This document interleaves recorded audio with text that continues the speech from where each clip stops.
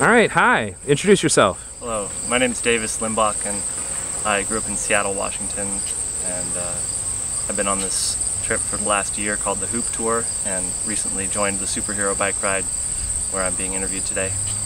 Awesome. Now, when you said the Hoop Tour, I noticed that you brought your hoop. Yeah. So tell me about the hoop.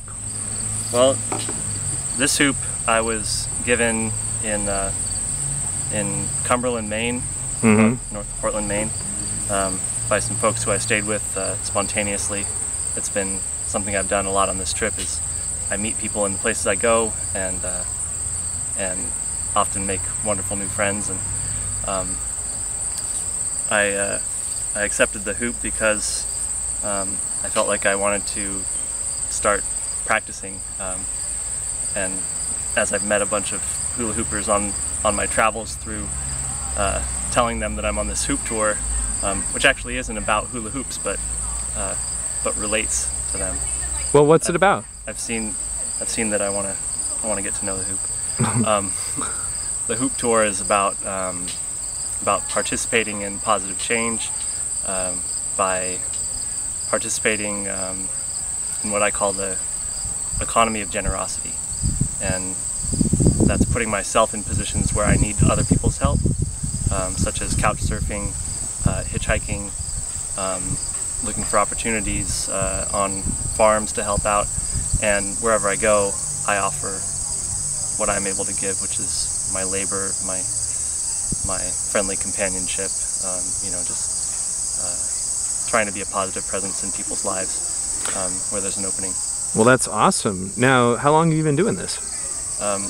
I left Washington State last August, so it's just over a year now, and the superhero bike ride is very much like a culmination of this effort, and I'm with a group of 21 or so people who are all also on that mission to spontaneously go out into the world and see where we can help others and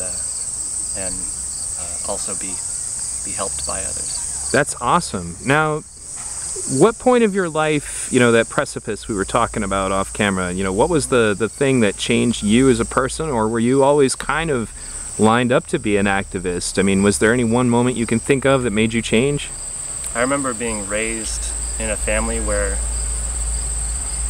the human soul was very valued, and as I went through school, I had some experience with the public schools and the, I guess, very conventional education in the society that we were living in, and as I came into high school, and I started to feel more discomfort with going down that path of I guess of conformity and participating in this militaristic corporate system. I was influenced by a lot of my friends in high school who were taking steps before I ever had the courage to. They were taking steps in direct action and making lifestyle choices around their diets, and people who were radical vegans and also straight edge, and I was inspired by some of these people to start thinking about these things myself, and I began to notice there was a lot more at stake than just try to be a good person. And well, that's great. No, I mean, it's good that I guess basically you kind of had some role models that helped you along. Yeah.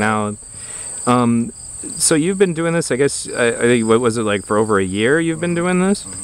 Now, I guess let's talk about like something that you would share with the audience. Like, if you could think of a memory, one moment in particular throughout your activism that really changed you or has stayed with you. I mean, people always talk about having emotional scars, but I guess this would be a matter of like, what was an emotional piece of beauty that is now kind of etched onto your soul due to the things you've been doing? Well, there are memories I have with with some direct action. Some of my strongest from the WTO protests in Seattle in 1999, where I was at one point in a line of people making a chain to hold back the delegates who were coming to a meeting, and I actually, was in that chain for a moment and felt like I was part of a very impassioned action. And then there's the other kind of activism which I've come into more recently in my life, which involves connecting with individuals on a one-on-one level and sharing an experience of kindness, of general, like, deep human kindness, and hitchhiking with my bike and having spontaneous connections and feeling like instant friends, and like we've acknowledged each other's humanity, to me is some of the most profound work that I felt like I've done. Right. People have given me feedback telling me they felt like there was hope for humanity through what I'm doing, and the way that they were able to help me in my mission of traveling around the country and spreading positive change. That's definitely a powerful thing. It's definitely a life-changing thing. I mean, through my radio show, like, I got an email once from someone in Mongolia. And it was like, hey, thank you so much for your radio show. And it was pretty clear that English wasn't their first language, at least from the way they were typing, but they were talking about, you changed my perspective on so many things. It's just, it is a powerful thing when you know that you have changed someone else's experience of life. Now, where are you guys going next? We're gonna spend a night at a friend of ours here in Detroit on the east side, and then we have some idea that we want to head towards the lake. There's some idea that we want to cross the state of Michigan and try to reach the lake at some point. So that's the only thing. There's also a possibility of going through Ann Arbor, another big destination in Michigan. But yeah, so far not a lot of ideas for specific locations coming up. We just want to spontaneously pay attention to what comes up on the horizon. Well, that's great. If you guys end up going through Ann Arbor, I guess we'll have to try to find a way to exchange contact information, because I live about 20 minutes away from Ann Arbor. It'd be great to talk to you guys again. All right, well, thank you very much for taking some time to do this. And, I guess, if you could share something with 300,000 people all around the world listening to this broadcast, what would you say to them? I'd say humanity's evolving into a new way of being. There's a shift happening right now, and that's what I came out around the U.S. to say this year. And I've seen it with my own eyes and feel it in my own heart.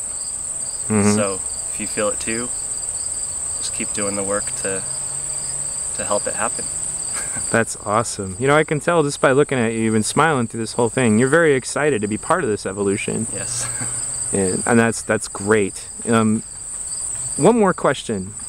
If you could think on yourself before all of this, before, who you were before, what would you say is the deepest contrast about who you were before to who you are in this very moment?